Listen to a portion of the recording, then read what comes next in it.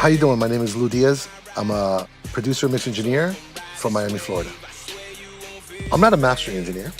Mixing and mastering are two different worlds. What I do in the master bus for the sake of mastering is I'm able to do a lot of things that my mastering engineer is going to do. And it allows me to sort of keep some of the things and just send it to it with it on it, or say to him, listen, I'm doing it here. I'm going to send you a print of it this way so you know where we're going and where my client wants to be.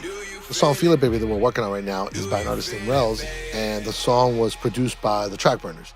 The reason why I'm using the Abbey Road TG mastering on this session is just because I love it, man. This plugin came out and I wanted something that had sort of all the elements that this offers.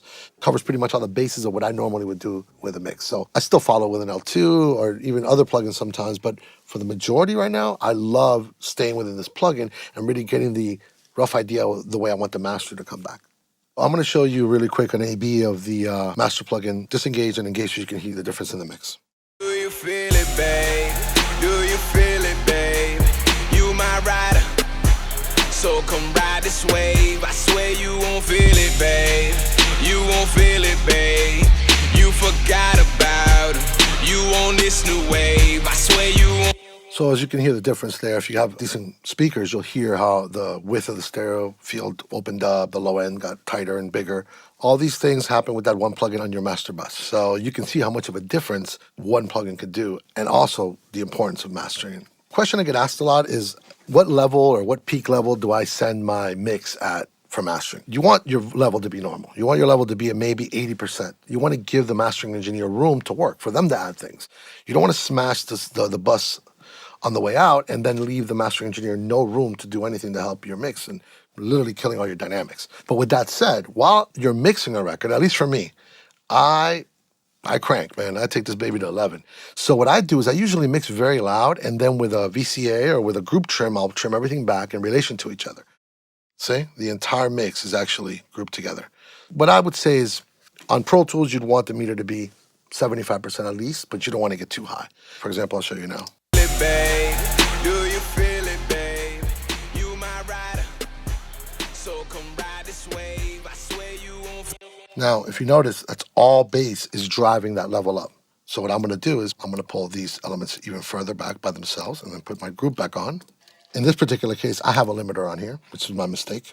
I'm going to bypass it and show it to you again. Babe, do you feel it, babe? You my rider, so come ride this wave. I swear you. Without anything on the master bus, that's pretty much a good level that you're comfortable with sending it to your mastering engineer. Once you're done mixing a record, now keep in mind, I mix a record where I have my master bus with an actual EQ compressor on it. I do that because I love to go the play back and forth from what I'm mixing and how it's being affected on my master bus. And the reason for that is because it gives me good ideas and good information to sort of relay to my mastering engineer. That's what's great about this plugin. I'm in love with it because there's so many real facets of it that I would actually send to mastering. I have some presets in the Abbey Road TG mastering chain. These are very useful, but you got to keep in mind that all these are starting points for you. For example, in Modern Warm, what I would think you'd be working on. But I encourage you to open them up, start with them, and twist those knobs. See what happens. This is just a starting point for you guys to get a good bass. I'm a big fan of listening to it as many different type of speakers or references as possible. I got several different monitors I listen to. And the biggest thing I would say is to take a break from it. So in other words, when I work on a record, I will mix all day and I will not print anything. The next day I come back and you'd be surprised how many changes you'll make just for the fact that your ear readjusted. Because you got to remember, throughout a mix session, you will start losing high end, you will start getting fatigued, and your perception will change.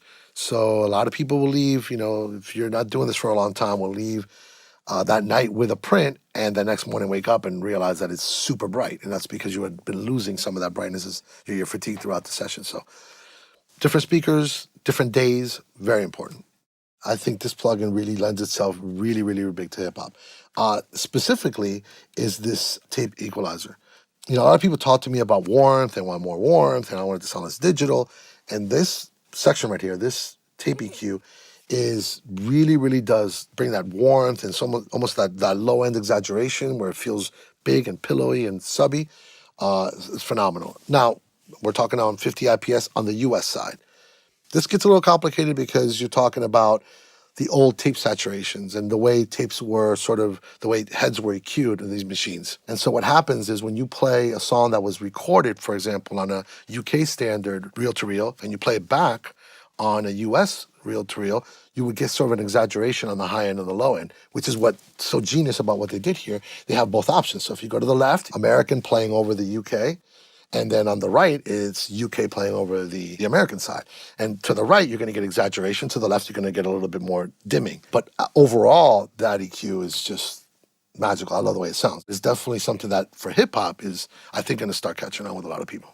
So here's the EQ. Now, what I love about this, and I'll start first with explaining, let me go from the very top, why I chose mid-side as opposed to stereo.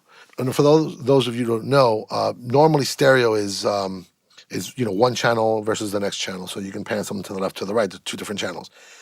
Mid-side is approaching in a different way. It's what's equal or what's the common between the two speakers is what we would call the mid. In other words, if the information is coming out of both speakers, that would be the mono signal. That is your mid. What's different in each speaker, that's your sides. And in mastering, it's a huge tool that they use to do spreading, to do sort of imaging, all sorts of stuff. So you can see that I have different parameters for the mid and different parameters for the sides. And that's because what I'm trying to do is work on the imaging of the record. I'm working on the sides. I might want to make the sizzle brighter and not affect the middle. And I want to be more aggressive with the middle.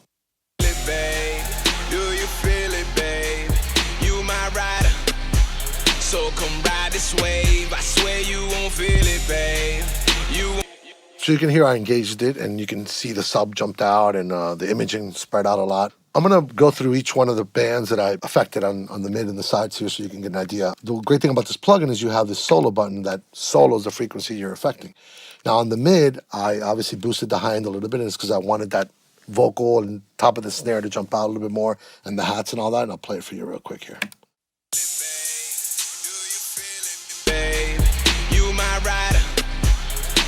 So I'm boosting about almost 4 dB, about maybe 3.5 dB there. And that's just to bring that high end up there. And the great thing about this is you can go fishing for what you want to boost. Say you wanted to go lower.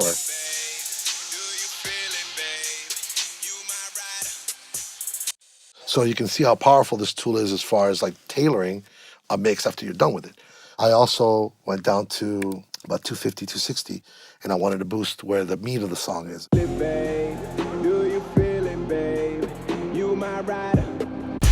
So come ride this wave, I swear.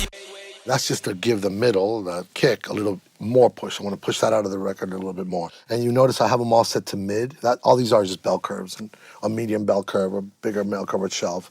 And finally, the sub. This is hip hop. You got to get this to be as big as possible. You my rider, so come ride this wave, I swear you. So you can see how much sub and how it brought that whole part of the mix up, and that's my intention. Now, some people would say, well, is that too boomy? Every record is different, and you got to do it with the intent that you have to mix with your ears and not your eyes. You got to listen. Moving on to the sides, here's where I added this frequency to sort of spread out the imaging a little bit more, and I'll show you what it is. So you can see that loop, that really gritty loop, is in that space, and the more I boost,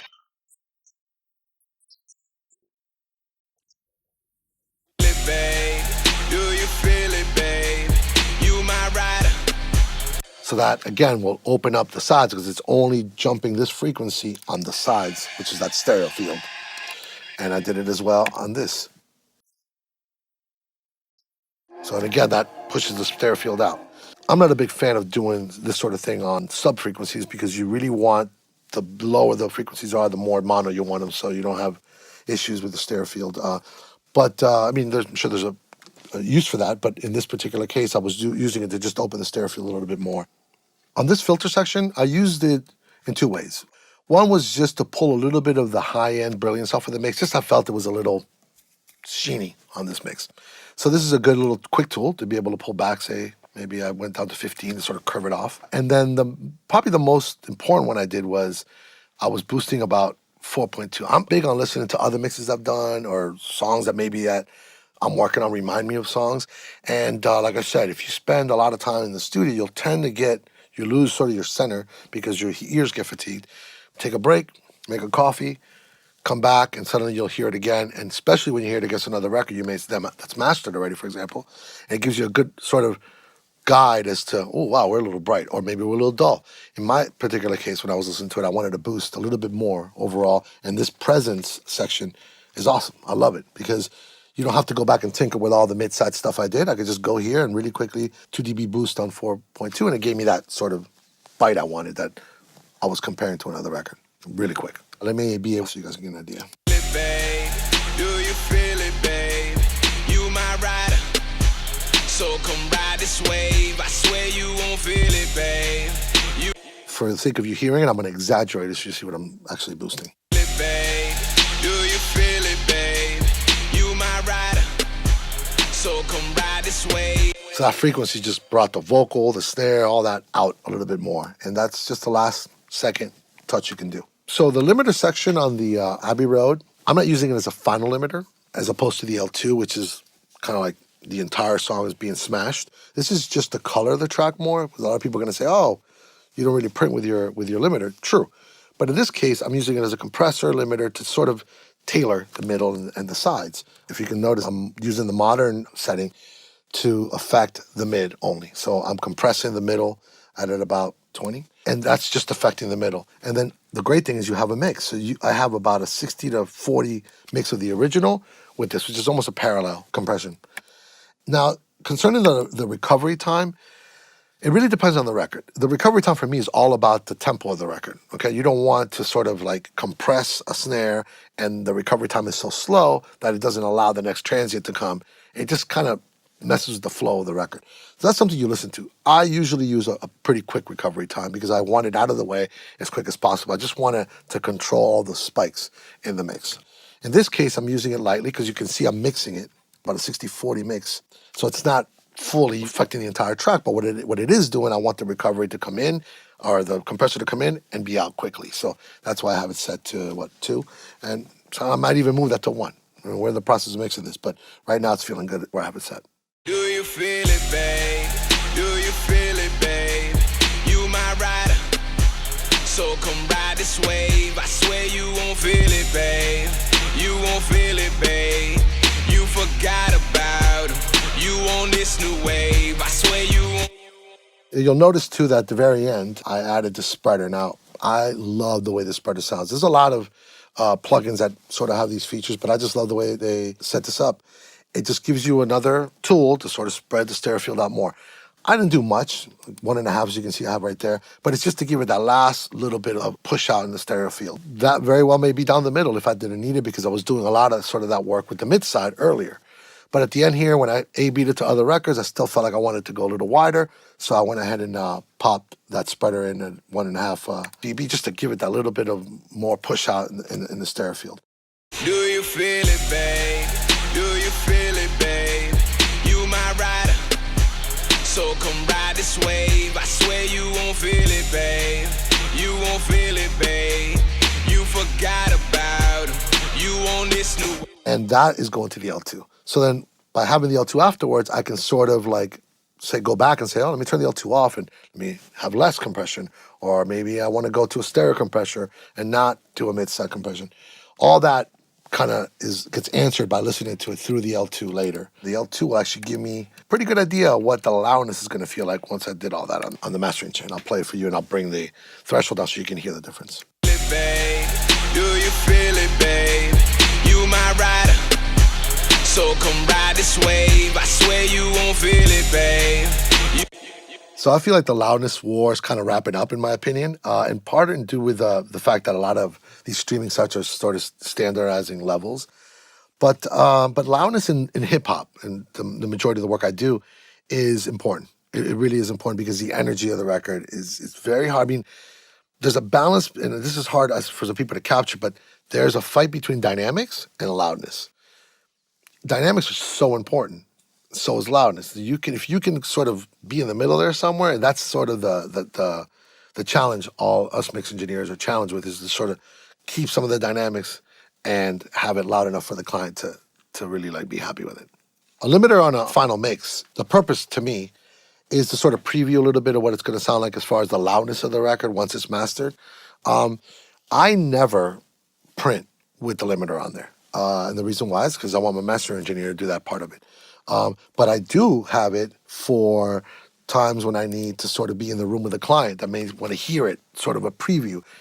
Some clients don't know the difference between what you're doing and what the master engineer is going to do it. They're just going to know, wow, this doesn't sound loud in the way I want it. So this is a great tool, especially if you're working with the artist in the room, the L2, the trusty L2, to pop it on your master bus. And when the client comes in and listens to what you've done so far, pop it in, and I'll show you real quick the dramatic difference. Do you feel it, babe? You my rider, so come ride this wave. I swear you won't feel it, babe. So that will give the client a good idea of what it's sounding like. Then what you do is you go back to bypass and go back to doing what you were doing. But like I said earlier, all these tools are there for you to listen. So just look, but make sure you always listen to what you're doing, and hopefully these tips help you out with your projects. Do you feel it, babe? Yeah. Imagine what I came to do, yeah. Going between your legs, you ride and I park it instead. Skirt, let me coach your position. You know what you're missing. Go ahead, make your decision. You deep in it. I ain't playing. You like what it is, and I'm saying.